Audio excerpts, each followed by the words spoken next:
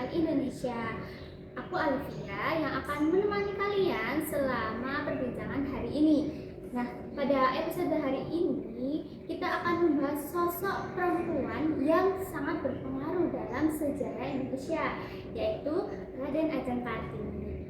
Nah, beliau ini dikenal sebagai pelopor emansipasi perempuan yang memperjuangkan kesetaraan terutama pada bidang pendidikan. Melalui pemikiran dan tulisan-tulisannya yang kemudian dihimpun dalam buku Habis Gelap Terbitlah Terang ini, Kartini menyuarakan harapannya agar perempuan Indonesia memiliki kesempatan yang sama untuk belajar dan berkembang. Lalu, seperti apa sih makna dari emansipasi menurut Kartini? Dan mengapa pendidikan menjadi bagian penting dari perjuangannya? Nah, untuk membahas hal tersebut, hari ini aku sudah bersama seorang narasumber yang akan membantu kita memahami lebih dalam tentang pemikiran dan perjuangan seorang Kartini. Nah, halo Mbak. Halo, namanya siapa? Oke, kenalin, nama aku Elmi Fuda. Jadi di sini aku diajak nih sebenarnya ngobrol-ngobrol santai aja, membahas mengenai tokoh yang mungkin hampir semua orang kita tahu ya, Ibu Kartini. Salah satu tokoh awal yang dengan ide-ide, dengan pemikirannya mengenai emansipasi perempuan juga pendidikan di Indonesia pada masa itu, pada masanya gitu. Jadi hari ini kita bakal mungkin ngobrol-ngobrol santai aja, dan kita sekarang nanti juga ada kayak bahasan dari salah satu buku dari Wadimanjoyo Negoro yang juga salah satu buku itu termasuk buku yang terbaru ya di tahun 2024 yang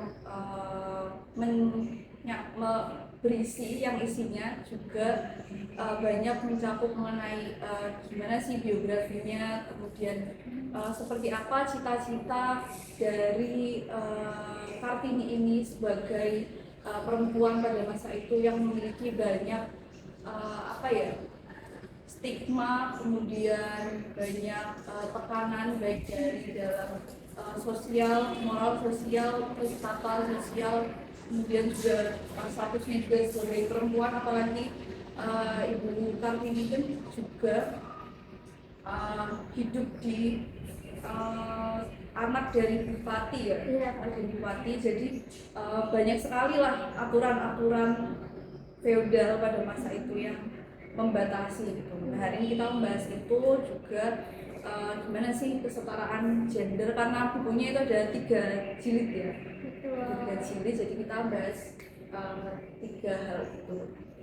Nah, sebelum kita membahas lebih jauh tentang emansipasi dan pendidikan yang oleh Kartini ini, Mbak, ada baiknya kita mengenal terlebih dahulu sosok beliau secara singkat ya.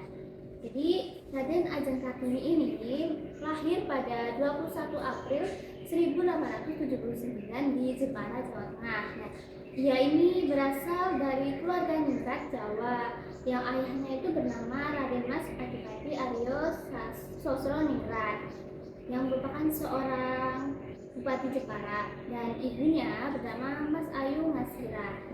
Kartini adalah anak kelima dari 11 bersaudara, baik itu saudara kandung dan juga tiri. Karena berasal dari bangsawan, Kartini ini memiliki kesempatan atau privilege untuk mengenyam pendidikannya di sekolah Belanda semasa kecilnya. Sampai usia 12 tahun, ia ini diperbolehkan bersekolah di ILS atau Europe Black School. Nah, namun setelah itu Kartini harus tinggal di rumah karena sudah dipunit, sehingga ia tidak dapat melanjutkan pendidikan. Meski begitu, Kartini ini tidak berhenti belajar, teman-teman. Ia memperluas pengetahuannya dengan membaca buku, majalah, dan surat kabar. Ia juga menulis surat-surat yang kemudian dihimpun dalam karyanya, yaitu Habis Gelap Terbitlah Terang. Terus melalui gagasannya juga, Kartini dikenal sebagai salah satu tokoh yang memperjuangkan hak perempuan, khususnya di bidang pendidikan.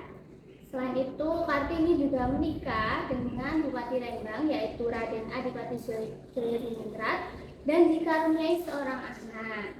Meski hidupnya terbilang singkat, perjuangan dan pemikiran Kartini tetap menjadi inspirasi hingga kini. Nah, setelah kita mengenal latar belakangnya di kehidupan Kartini, sekarang kita akan membahas lebih dalam mengenai pemikiran beliau tentang emansipasi dan pendidikan bersama narasumber kita hari ini. Oke Mbak, mulai ya. Kita langsung masuk dalam pembahasan utama yakni emansipasi.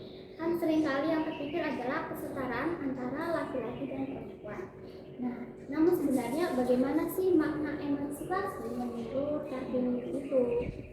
Jadi kalau kita bahas emansipasi, kita harus tahu nih emansipasi itu apa. Nah, emansipasi itu adalah apa ya, proses usaha dalam diri kita untuk lepas dari apa-apa hal-hal yang menjadi keterbatasan kita. Nah, dalam hal ini kalau misalnya kita membahas mengenai emansipasi perempuan, nah berarti apa yang kita bahas adalah usaha-usaha atau bagaimana cara kita membebaskan diri dari keterbatasan kayak misal nih, apalagi di waktu dulu, apalagi dalam kehidupan feodal keraton, kehidupan perempuan itu kan sangat dikendalikan. Salah satunya ya dengan Kartini yang setelah dipingit kemudian kesempatan belajarnya jadi tidak ada segala macamnya gitu. Walaupun memang juga ada privilege tadi yang kamu bilang, privilege Kartini sebagai anak dari bupati. Jadi beliau mendapatkan banyak akses bacaan, kemudian juga banyak akses ke pejabat-pejabat dari Belanda, salah satunya istri dari Rose Abandanon, yang juga kita tahu Rose Abandanon kan juga salah satu sahabat penanya dari Kartini, yang juga pastinya kita tahu tulisan-tulisannya itu kemudian diterbitkan, pemikiran-pemikirannya lebih utamanya, pemikiran Kartini dalam surat ke Rose Abandanon itu diterbitkan menjadilah buku Habis Gelap Terbitlah Terang tadi. Nah, balik lagi nih ke emansipasi, usaha untuk lepas dari keterbatasan entah itu sosial, ekonomi, kemudian untuk usaha untuk menyetarakan hak-hak, untuk mendapatkan hak kita sebagai makhluk hidup. Nah, emang emansipasi ini juga kemudian banyak terutama kita sebagai seorang perempuan kemudian banyak dikaitkan dengan emansipasi perempuan, kemudian juga kesetaraan gender dan lain sebagainya. Oke, tadi kita bahas emansipasi. Nah, emansipasi perempuan juga pada masa itu salah satu perjuangan yang diperjuangkan, yang diusahakan adalah dalam hal pendidikan. Nah, pada masa itu bahkan untuk seorang pribumi untuk mengenyam pendidikan itu cukup sulit. Bahkan sebenarnya era Kartini sendiri untuk bisa bersekolah di ILS itu juga sebuah privilege yang sangat-sangat menguntungkan. Ya, dengan di situ dia mendapatkan banyak teman, kemudian pengajaran, kemudian bisa belajar bahasa, kemudian menguasai bahasa Belanda dan kemudian sebagainya. Itu kan juga sebuah privilege. Nah, tapi pada saat itu untuk orang yang tidak memiliki privilege itu sangat sulit gitu untuk mengenyam pendidikan, bahkan untuk bisa baca tulis pun sangat sulit kan kita tahu. Nah, perjuangan atau emansipasi pendidikan perempuan yang pada masa itu sangat-sangat diperjuangkan oleh RA Kartini itu. Bahkan dua saudara dari RA Kartini, RA Kardinah dan juga Rukmini itu juga membentuk apa ya, sekolah lah. Sebenarnya mereka mengusahakan untuk bisa memberikan pendidikan kepada perempuan juga terutamanya, supaya mereka juga bisa mendapatkan membuka pikiran mereka, karena seperti yang kita tahu pendidikan itu membuka banyak jendela ke banyak aspek-aspek di dunia ini. Salah satunya juga perjuangan hak, kemudian perjuangan perempuan segala macamnya. Emansipasi pendidikan perempuan ini terutamanya juga sebenarnya nggak cuma Kartini yang memperjuangkan perempuan untuk bisa mendapatkan pendidikan, kemudian ilmu, akses untuk mendapatkan ilmu yang layak. Nggak cuma Kartini, ada juga Dewi Sartika, kemudian Rohana Kudus, Diana Kudus, kemudian masih banyak, kemudian Rohana Kudus terutama ini juga punya pendidikan kerajinan Amai Setia di Minangkabau itu, jadi beliau itu memadukan pendidikan baca tulis dan juga keterampilan ekonomi yang ya sebagaimana kita tahu ekonomi pada saat itu juga pastinya jadi concern ya, bahkan sampai sekarang ya jadi concern untuk gimana sih perempuan bisa meningkatkan membantu untuk ekonomi di keluarga, juga posisi sosial di perempuan, juga untuk menyetarakan gender. Dalam hal ini membuka akses pendidikan agar perempuan itu memiliki kesempatan yang sama dengan laki-laki. Sebagaimana kita tahu juga Kartini itu sempat sekolah, kemudian karena beliau dipingit, kemudian juga akses untuk sekolahnya terputus, dan bahkan sebenarnya Kartini itu pun juga hampir mendapatkan beasiswa ke Belanda, hampir mendapatkan beasiswa ke Belanda, tapi kemudian ya itu tadi, karena sebenarnya Kartini itu dikenal atau bukan dicurigai sih, diantisipasi takutnya beliau ini adalah sebagai orang kiri, orang yang berideologi kiri gitu. Ditakutkan seperti itu. Jadi kemudian dengan stigma seperti itu kemudian beliau ini gagal untuk mendapatkan beasiswa ke luar negeri, dan itu pun juga jadi sebuah apa ya,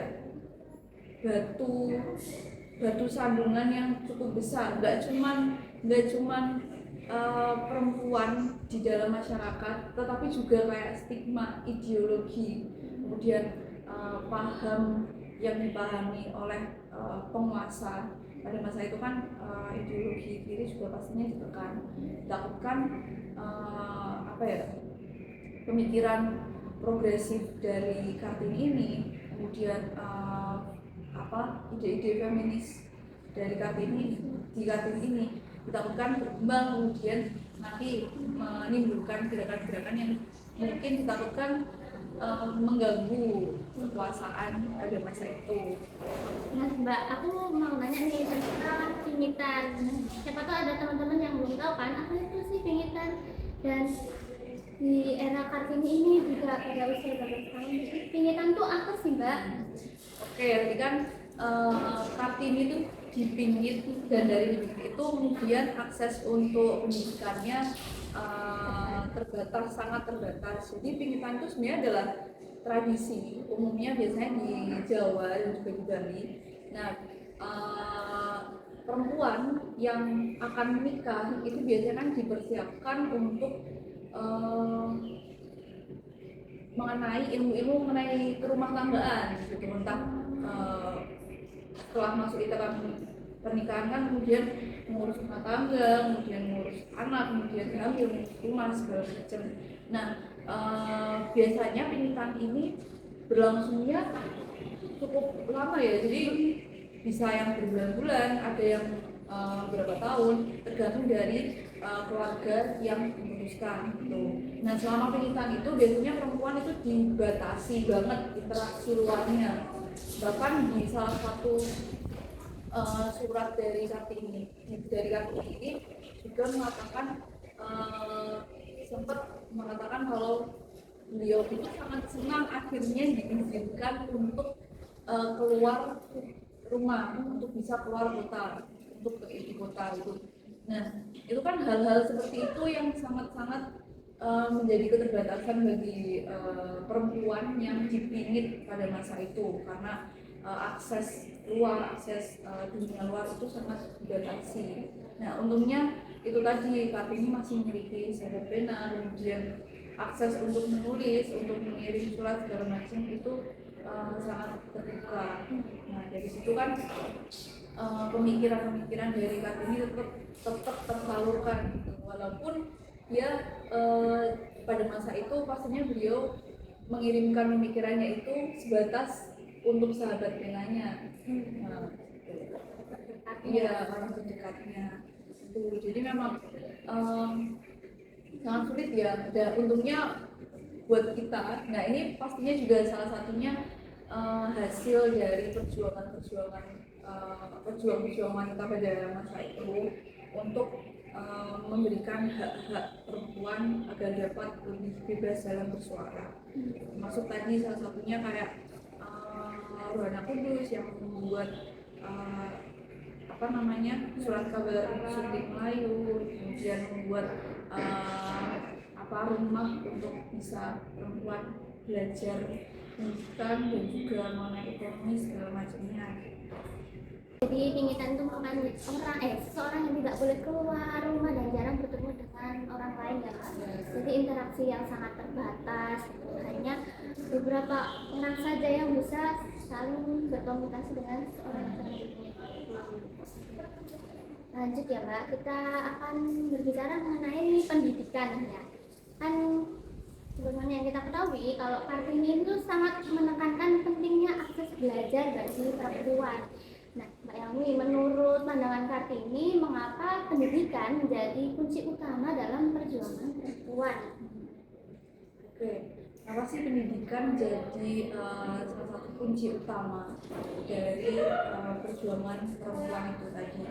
Nah, untuk bisa memperjuangkan apa yang hak-hak yang seharusnya dapat kita dapatkan, tentunya kita harus bisa tahu dulu nih bagaimana sih dunia luar atau dunia yang secara lebih umumnya ya, gimana sih perempuan di dunia yang lebih luas, apa yang mereka dapatkan dan sebagainya. Dari situ kan pasti muncul ada perasaan, oh kita seharusnya bisa mendapatkan ini, kita seharusnya bisa mendapatkan akses atau hak-hak kesempatan yang lebih besar dari ketimbang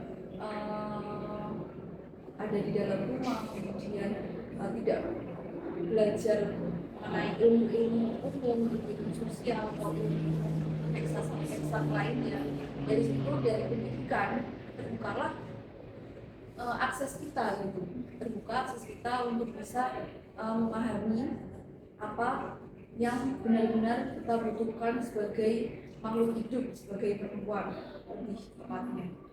Nah, untuk Kartini ini sendiri sebenarnya balik lagi ke tadi, privilege beliau ini sudah sebenarnya juga sudah cukup besar, apalagi beliau mendapatkan tulisan dapat akses untuk bisa mendapatkan tulisan-tulisan dari luar, kemudian sebagainya. Nah, dari situlah kita melihat Kartini kemudian muncul pikiran-pikiran kritis, pikiran-pikiran progresif dan revolusionernya beliau itu yang kemudian beliau perjuangkan.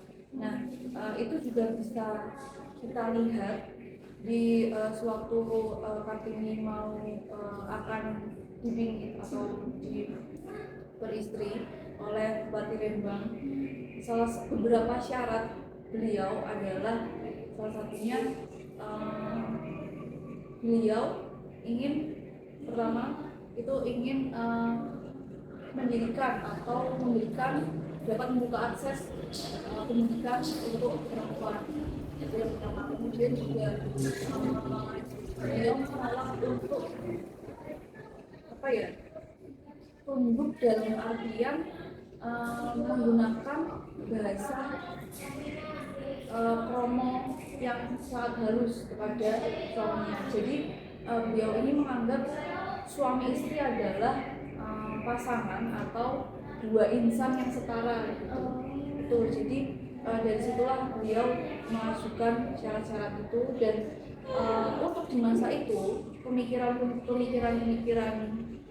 itu syarat-syarat yang diajukan oleh Kartini itu dapat dibilang sangat menentang aturan feodal pada masa itu, apalagi kan keluarga Kartini itu masih di syarat-syarat yang diajukan Kartini tadi itu kan bisa dibilang sangat progresif dan menentang nilai-nilai feodal dari keluarga Kartini itu tersebut. Kemudian juga seperti kita tahu sebenarnya Kartini ini masih keturunan langsung dari Brawijaya. Jadi masih nilai-nilai adat itu masih sangat dilestarikan. Oke, lanjut ya Mbak. Dan menariknya itu Kartini juga banyak menuangkan gagasannya melalui surat-surat kepada sahabatnya yaitu dari Belanda bernama Nyonya Abendanon.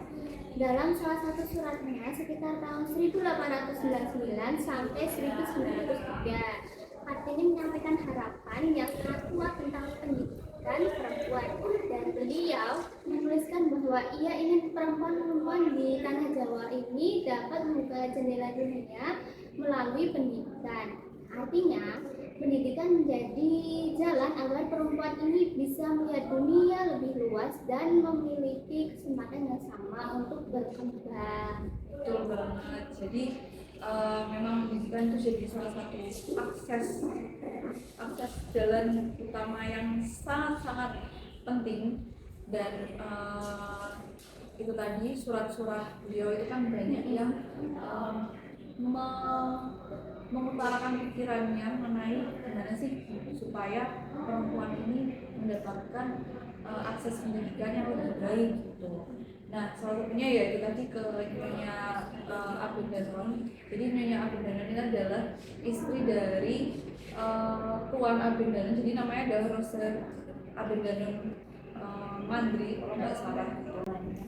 Itu suaminya itu adalah pejabat yang mengurusi mengenai pendidikan di Hindia Belanda gitu. Karena ya aksesnya itu tadi akses dari anak dari Bupati Jepara, dia mendapatkan akses untuk bisa berkomunikasi dengan pejabat-pejabat lah gitu. Nah, surat privilege banget memang. Nah, jadi memang banyak banget pemikiran beliau. Nah, ini salah satunya adalah di buku Kartini yang karya Wardiman Joyonegoro. Jadi ini termasuk sampai 2024 ini buku yang bisa dibilang paling banyak memuat pemikiran atau surat-surat dari Kartini itu tersebut. Jadi memang proses dari dulu banget waktu awal-awal penerbitan dari segala terbitlah terang itu memang agak sulit karena surat-surat Kartini ini kan ditujukan untuk perorangan. Jadi itu apakah etis untuk diterbitkan? Tapi memang mungkin dari Rose Abendanon sendiri juga memahami bahwa tujuannya adalah untuk mengutarakan pemikiran beliau itu. Jadi kemudian dari surat-surat tersebut dibukalah aksesnya, tapi tentunya dengan pemotongan-pemotongan tertentu yang juga dibatasi karena yaitu tadi itu awalnya adalah untuk pribadi perseorangan itu. Jadi memang teman dari Kartini ini sangat luas ya circle pertemanannya, walaupun dengan akses surat menyurat, tapi bisa berteman dengan Nyonya Rose Abendanon sendiri. Kemudian juga salah satu temannya Kartini juga itu ada seorang Yahudi juga, itu namanya Estella. Jadi memang pemikirannya atau ideologi atau ide-ide yang sampai di otaknya, di pemikirannya Kartini itu sangat-sangat luas gitu, nggak cuma melulu kan, juga Kartini juga pernah belajar agama juga di pesantren dan macamnya itu, jadi memang sangat luas ya. Nah Mbak, tadi Mbak Elmi kan sempat mention mengenai bukunya Kartini yang sampai 3 jilid. Isi dari buku itu tuh apa sih Mbak? Sepertinya menarik sekali untuk dikupas. Oke, jadi memang buku ini, jadi kebetulan di perpustakaan Museum NKBI itu juga ada buku terbitan Obor tahun 2024, ada 3 jilid.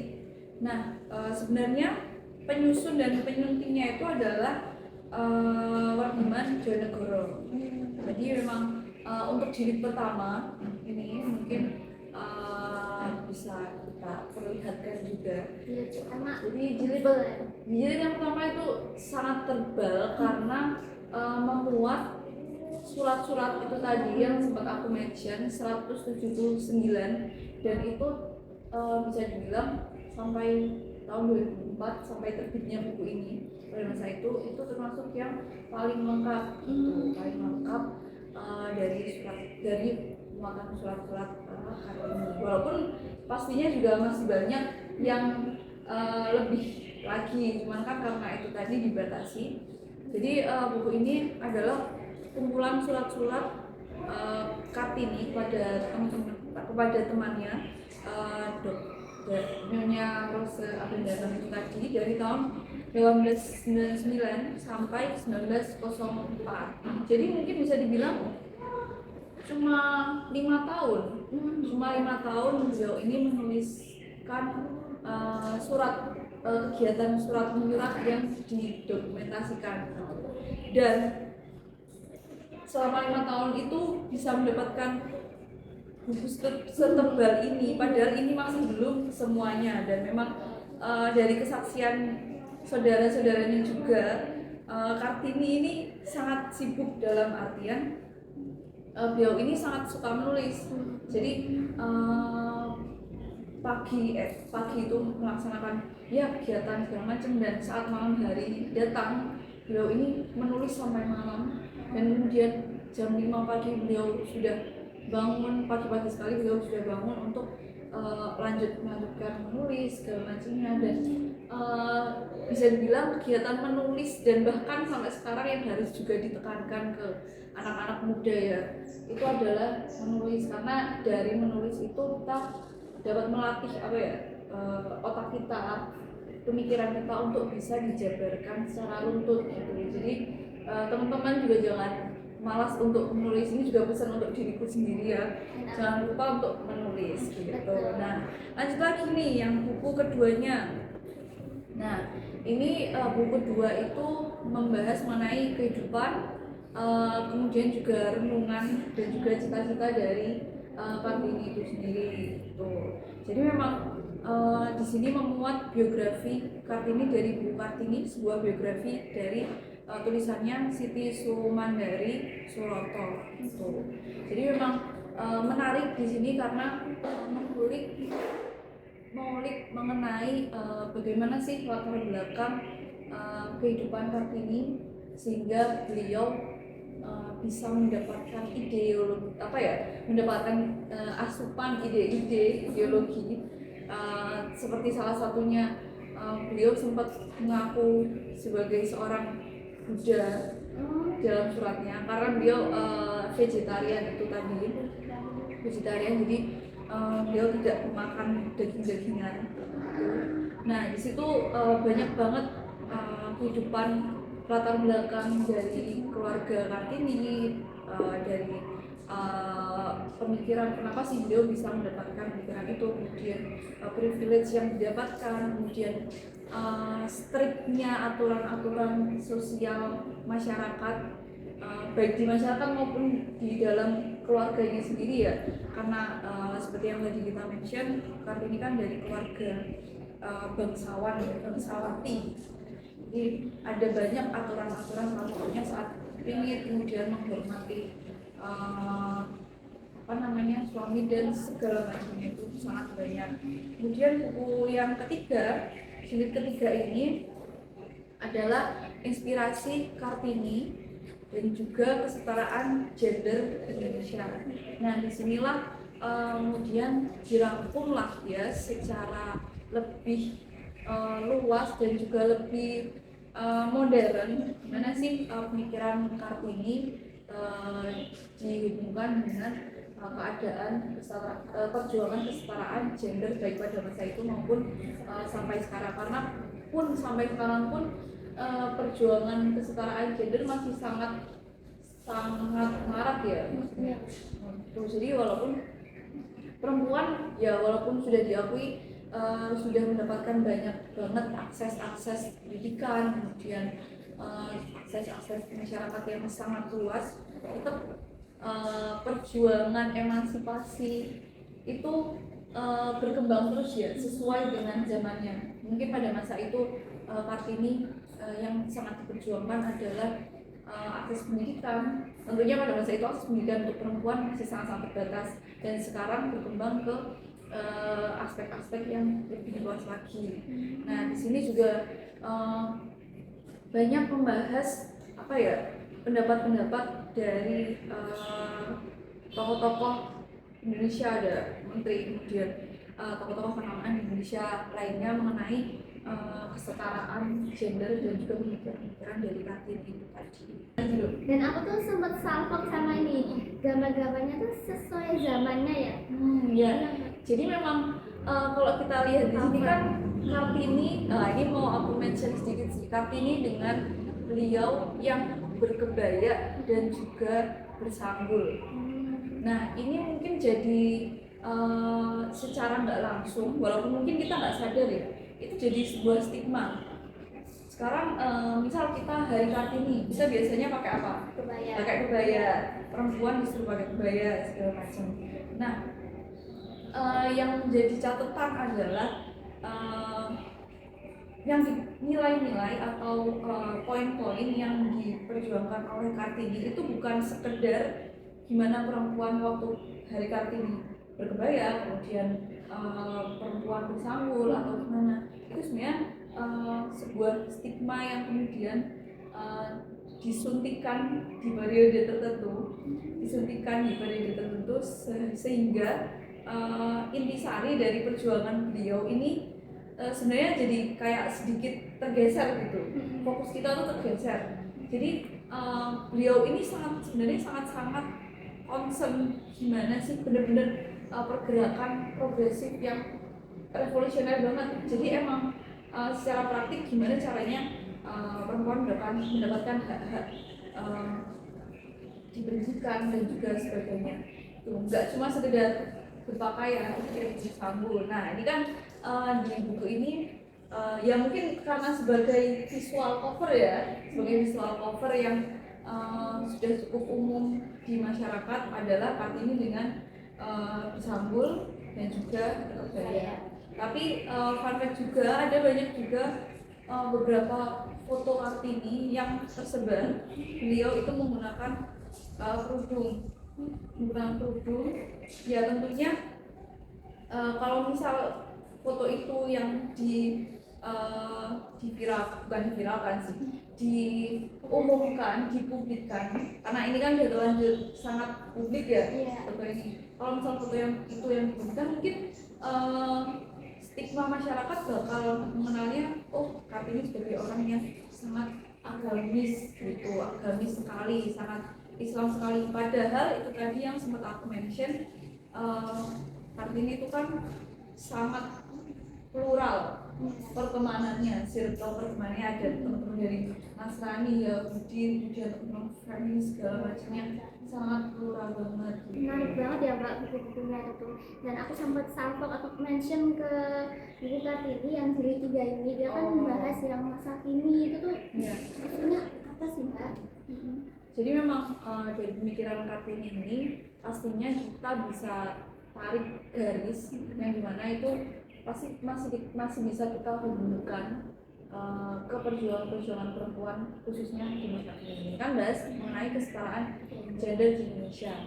Nah, di buku ini itu membahas juga mengenai Kartini dan juga emansipasi atau perjuangan-perjuangan melawan batas-batas sosial itu tadi yang dicetuskan. Nah, salah satunya itu dari surat-suratnya tersebut,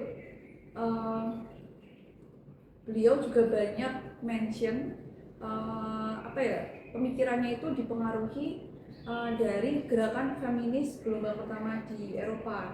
Jadi tentunya sama ya kayak misal dari Renaissance atau gerakan pencerahan lainnya itu, untuk gerakan feminis sendiri itu gelombang pertamanya ada di Eropa. Nah, lebih tepatnya di Belanda, di Belanda akhir abad 19, karena tentunya karena kita daerah dudukan Belanda pada masa itu.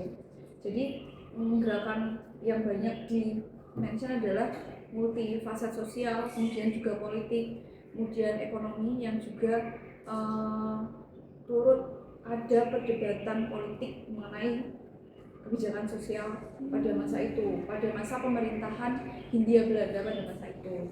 Selain itu juga mention juga mengenai masa kebijakan etis di Belanda, karena ya kita tahu politik etis di Hindia Belanda pada masa itu mulai 1901. Di situ tentunya sebuah progres kemajuan di mana pribumi bisa mendapatkan akses pendidikan yang jauh lebih baik dari sebelumnya tuh. Nah, kemudian juga bahas mengenai Kartini dan juga nasionalisme.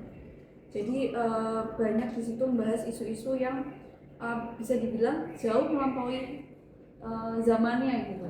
Pada masa itu kan tempat tinggalnya yang relatif ya, walaupun beliau hidup di Jepara dan anak dari seorang bupati, tapi kan masih terbatas, masih terpencil lah, tuh terbatas posisi geografisnya. Kemudian juga sebagai perempuan kan juga, terutama perempuan ningrat ya, yang juga terikat oleh adat-adat ningrat yang ketat, terus juga untuk mengungkapkan pribadi atau mengungkapkan ide-idenya beliau yang sangat ya tentunya nggak bisa semudah itu.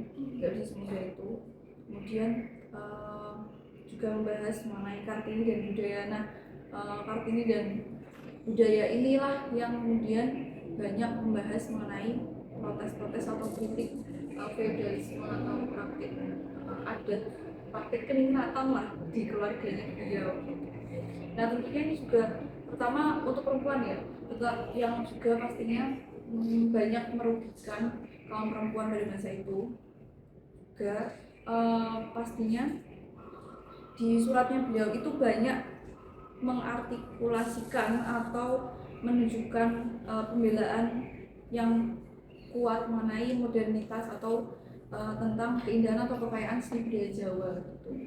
Bahkan Kartini di sini juga dituliskan, bahkan Kartini dapat menunjukkan bahwa hal itu memiliki dimensi yang sangat modern gitu. Nah, sepanjang surat menyuratnya tersebut itu menggambarkan hubungannya sebagai putri dan juga seorang bangsawan Jawa dari daerah dan keturunan keluarga kuno yang itu tadi, keturunan langsung dari Brawijaya, yang tentunya terikat dengan praktik-praktik ya kekeluargaan yang sangat ketat. Terus sih, nah, memang menarik banget ya tulisan-tulisan Kartini atau pemikiran-pemikiran dari Kartini ini. Nah, tentunya pemikiran beliau ini masih sangat relevan sebenarnya jika kita hubungkan dengan perjuangan-perjuangan perempuan pada masa sekarang. Nah, salah satunya kenapa sih aku juga pernah dengar kenapa kemudian surat-surat dari Kartini ini didokumentasikan kemudian dipublikasikan itu salah satunya mungkin karena suami dari Rosa Abendaning itu sedikit merasa bersalah karena gagal memberikan beasiswa pada beliau ya, karena dicurigai dengan beliau memiliki ideologi yang cenderung ke kiri sebagainya. Kemudian kayak eman-eman lah yo, eman-eman pemikiran beliau ini. Akhirnya beliau menyusun 2 buku, dan juga dari penjualan buku ini ya kita tahu dari Gelap Terbitlah Terang itu tadi dibangun sekolah perempuan atau yayasan yang pada masa itu dibangun di tahun 1913 di Semarang. Nah, sebenarnya perjuangan itu juga masih terus berlanjut di tahun 1920-an.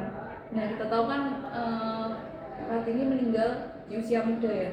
Dan di tahun 1928 terjadilah Kongres Perempuan Indonesia yang pertama, di mana kita juga saat ini ada di bangunan monumen yang juga pastinya selalu berusaha untuk mengingat perjuangan wanita, sejarah-sejarah perjuangan wanita itu di tahun 1920-an yang tentunya triggernya dari juga salah satunya Sumpah Pemuda itu ya. Dari Kongres Perempuan Indonesia di Yogyakarta di dalam Jayadipura tanggal 22 sampai 25. Nah, di situ di acara itu lagu Ibu Kita Kartini itu dikumandangkan oleh penciptanya yaitu W.R. Supratman, yang kemudian dari situlah terkenal lagu Ibu Kita Kartini secara lebih luas lagi. Nggak bisa bilang secara nasional ya, karena kita secara nation state belum ada di tahun itu, tapi dikenal secara lebih luas. Baik Mbak, pembahasan yang dibahas hari ini tuh lumayan berbobot ya, dan kalau kita terinspirasi oleh cerita Kartini hari ini, yuk refleksi diri apa satu hal yang bisa kita lakukan untuk memperluas kesempatan belajar baik untuk diri sendiri maupun untuk kita. Nah, bisa mulai dengan belajar buku, terus mengikuti kursus, terus berbagai pengetahuan atau mendukung pendidikan anak-anak di sekolah kita ini. Dan jangan lupa juga untuk membagikan podcast ini ke teman ataupun keluarga supaya semangat, menginspirasi, dan pendidikan kali ini bisa terus menyebar. Terima kasih sudah menemani aku ya Mbak. Hari ini sampai jumpa di episode selanjutnya, dan selamat menjalani hari dengan semangat berkarya dan belajar. Mbak, kita slogan lagi yuk. Salam sahabat museum, Museum di hatiku. Terima kasih. Terima kasih.